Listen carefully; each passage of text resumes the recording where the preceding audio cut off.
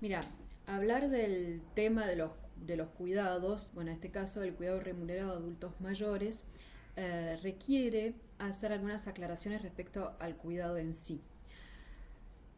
El cuidado, no solo como actividad, digamos, lo que se hace concretamente para responder a las necesidades y al bienestar o el mejor estar de otros, sino también como responsabilidad. Y vemos que el cuidado como actividad y como responsabilidad se encuentra socialmente muy desigualmente distribuido, sea dentro de la sociedad, entre los diferentes actores que intervienen en el cuidado, entre los diferentes grupos sociales o en el seno de las familias, donde recae mayormente en mujeres.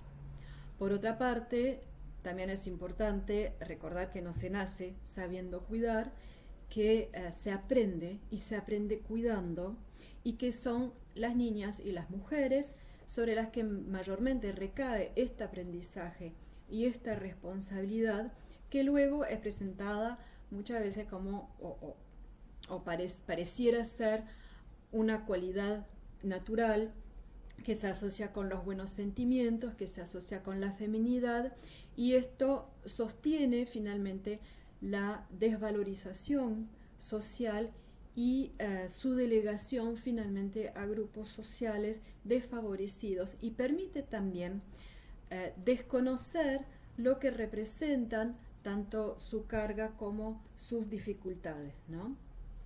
Y justamente una de las enseñanzas que nos deja la pandemia es que estos oficios socialmente desprestigiados, sea en términos de reconocimiento, de consideración, de remuneración, de valoración del aporte de quienes los realizan, son absolutamente indispensables. Sea el personal de salud, las cuidadoras, las cajeras, los basureros, los barrenderos, las trabajadoras de los comedores populares, etcétera. Y también por su defecto, por ejemplo, los docentes que ahora, al no estar trabajando, su tarea recae en las familias. Son todos esos trabajadores y estas trabajadoras quienes sostienen nuestra vida social. O sea que son los que quedan cuando todo lo demás puede suspenderse. Y entonces, ¿qué vemos? Que la jerarquía social de estos oficios y sus trabajadores, que en muchos casos son trabajadoras, no se corresponde con su utilidad social, ¿no?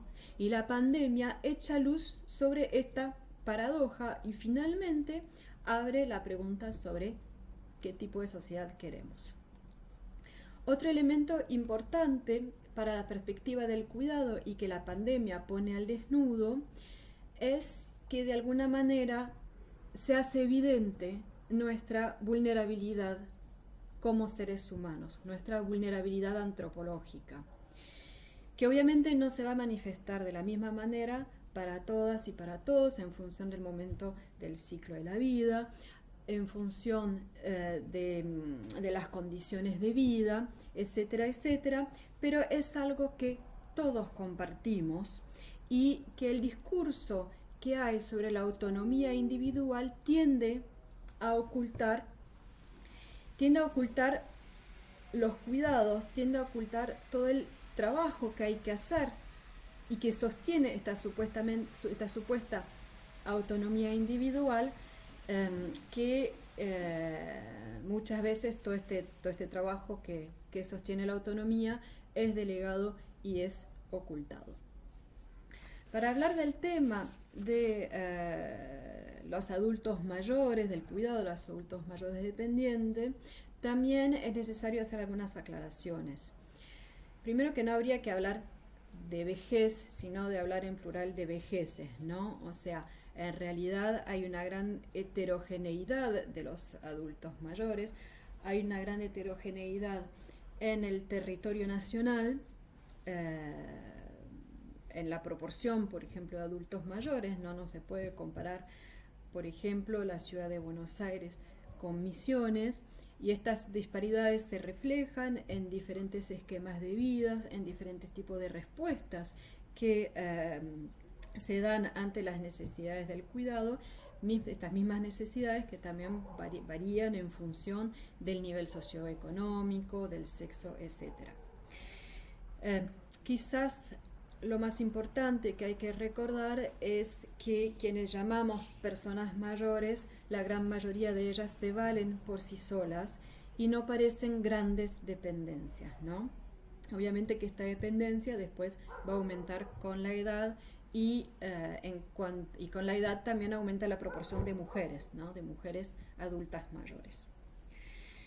Y de estas personas mayores también hay que recordar que no solamente son receptoras del cuidado, sino que participan activamente de la oferta del cuidado. Participan, son dadoras de cuidados, de sus parejas, de sus familiares, de los niños, de sus nietos, ¿no? Y esto también se ha sentido mucho, la imposibilidad de recurrir a ellas durante la pandemia. Respecto a las personas que sí son dependientes, también hay muchos esquemas. Va a haber personas que van a vivir en hogares plurigeneracionales, ¿no? Que va a ser algo más común en las provincias del nordeste argentino, que también ahí va a influir la situación socioeconómica de las familias. Otras personas dependientes viven en sus propios hogares. Hay que recordar que 60% de los mayores en la ciudad de Buenos Aires viven en hogares propios y van a recibir atención, sea de la familia, sea de personal enviado por las obras sociales, de cuidadores enviados por programas, diferentes programas de cuidado, o cuidadoras privadas que van a trabajar a la casa y que en algunos casos inclusive viven con ellas, ¿no? Y estas trabajadoras muchas veces vienen de otras provincias o vienen de otros países, ganan muy poco, sus conocimientos no son valorados y es gran parte de este personal, de estas personas, de estos trabajadores que siguieron trabajando todo este tiempo y muchas veces en la indiferencia general. Existe finalmente una proporción menor de adultos mayores que viven en residencias para adultos mayores. En Argentina la institucionalización de las personas mayores no se encuentra muy desarrollada, aunque uno puede pensar que teóricamente tendería a aumentar y con el envejecimiento también y con la aparición o el desarrollo de patologías. Se encuentran estas instituciones en su mayoría privatizadas. Por ejemplo, en la ciudad de Buenos Aires tenemos unas más o menos 500, 600 instituciones en función de las fuentes que uno consulta. Algunas van a tener acuerdos con PAMI y tan solo hay 4 instituciones públicas que acogen a personas que se encuentran en situación de vulnerabilidad social y familiar. O sea que finalmente la responsabilidad del cuidado de las personas mayores dependientes recae en las familias y entonces depende en gran medida de la posibilidad que tienen estas familias de financiar un lugar en una residencia o de pagar servicios de cuidado. O sea que a pesar de las transformaciones importantes que hubo, sea en las familias, en la sociedad, en el mercado laboral, las respuestas públicas siguen siendo escasas y son las familias las que tienen que rebuscárselas y hacer frente a situaciones de dependencias que pueden ser realmente muy desgastantes. En relación con el trabajo de cuidado, lo que notamos es que las imágenes vehiculadas socialmente, por los medios, por ejemplo, no permiten dimensionar la complejidad y las dificultades del trabajo de cuidado.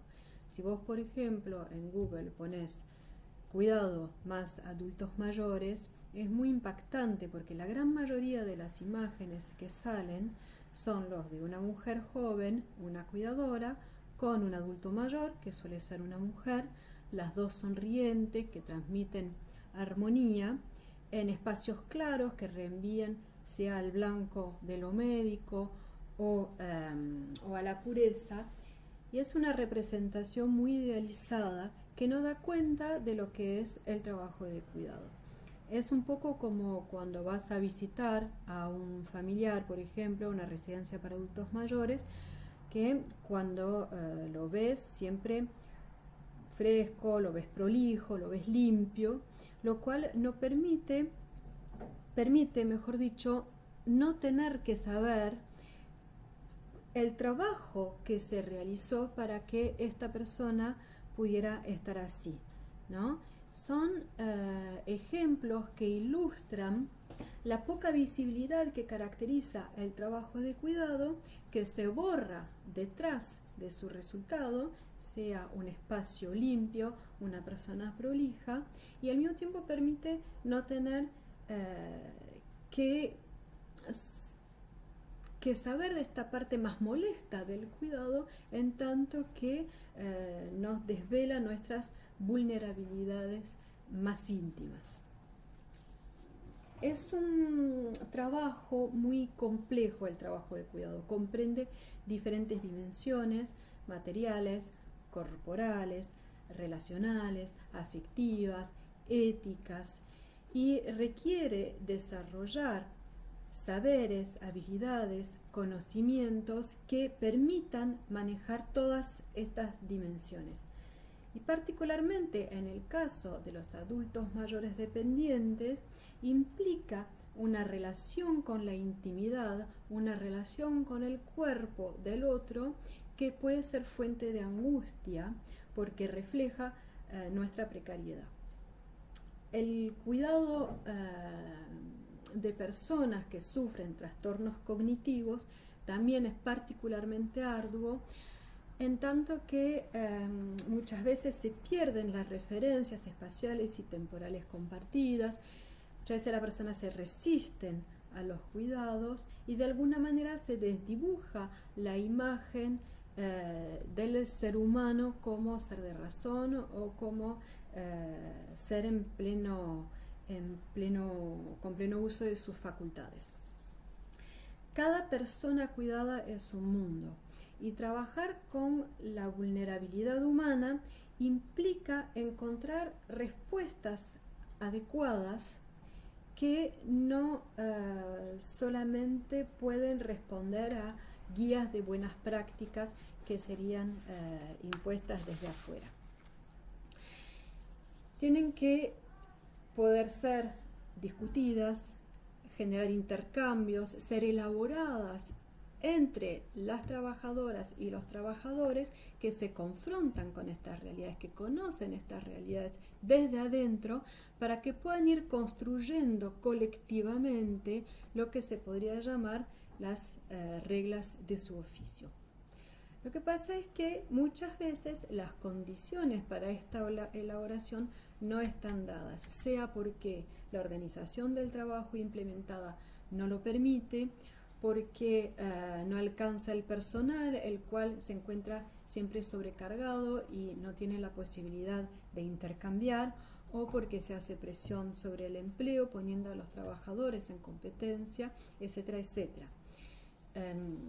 En todo caso, la desvalorización social de las personas mayores, del trabajo de cuidado y de los cuidadores y las cuidadoras contribuye a no reconocer a los trabajadores como portadores de saberes que son legítimos y como actores centrales de nuestra vida social.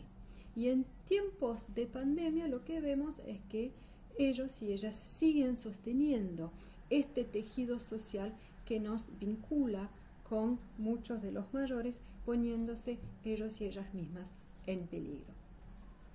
¿Qué pasa entonces en este contexto de pandemia?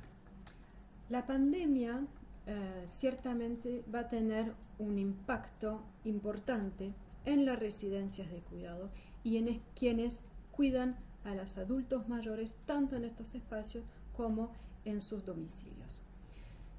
Podemos notar al pasar que estas instituciones, estas residencias, a veces van a aparecer en los medios porque hay casos, supongamos, pero en realidad se sabe poco de cómo la vida transcurre allí y cómo se realiza el trabajo, tanto en esos domicilios como en esas instituciones como en las casas. La pandemia va a introducir un factor importante que es el miedo al contagio, el miedo a contagiarse, a contagiar a los adultos mayores, a contagiar a sus familias en un contexto en los cuales las personas cuidadas son particularmente vulnerables al virus y las características propias del trabajo no permiten la distancia física, ¿no? Cuando hay que bañar a una persona, cuando hay que hacerla comer, cuando hay que vestirla. Además, se implementó por razones de control de propagación del virus el no acceso de las familias a las residencias, lo cual también puede ser problemático porque representan un sostén emocional importante para los adultos mayores. Las asistentes gerontológicas y los asistentes gerontológicos son literalmente los que allí ponen el cuerpo, ¿no? Acá no hay teletrabajo posible. Tienen que lidiar con sus propias familias, tienen que tomar los transportes públicos, moverse por la ciudad, siguen protocolos de higiene que pueden ser muy pesados cuando llegan al trabajo, cuando se van del trabajo, cuando vuelven a sus casas. Trabajan cuerpo a cuerpo con personas que son particularmente vulnerables a la enfermedad y también pueden padecer formas de rechazo en sus barrios, en los lugares donde viven, como si fueran apestadas, ¿no? Apestadas en el sentido de portadoras de la peste. Y todo esto va a tener un impacto subjetivo importante. Lo mismo con las personas mayores que pueden temer al contagio o que pueden sufrir no ver a sus familias. La imposibilidad de procesar colectivamente el miedo y los cambios generados por la situación de pandemia podría derivar, por ejemplo, en reacciones defensivas dañinas tanto para los trabajadores como para las personas cuidadas. Claramente, el Estado no ha estado a la altura de las transformaciones familiares, laborales y sociales que impactaron en las necesidades de dar respuestas a las demandas de cuidado. Y hay que tener presente que son necesidades que van a ir en aumento y que no pueden recaer únicamente en las familias que disponen de recursos muy diferentes para hacer frente a situaciones de dependencia.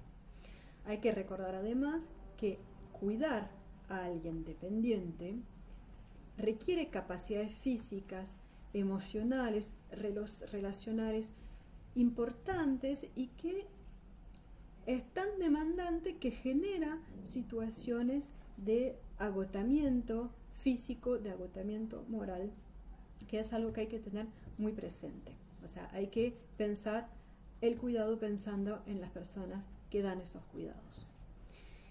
Para terminar, quería pensar un poco en lo que pasó en algunos países europeos como Italia o como Francia, en los cuales el sistema hospitalario y geriátrico colapsó no solamente por la pandemia, sino porque venía degradándose desde hace ya muchos años, un par de décadas, con diversas formas de desfinanciación, de privatización. Por un lado, se aisló a las personas mayores de manera muy drástica para preservar sus vidas, y aun si para eso había que cortarlas de todas sus relaciones sociales, o sea, aislarlas completamente, a la vez que se las consideró no prioritarias a la hora de tener que hospitalizarlas, o sea que se operó una selección a la hora de elegir quién podía recibir tratamiento y quién no, lo cual genera una cuestión ética muy fuerte.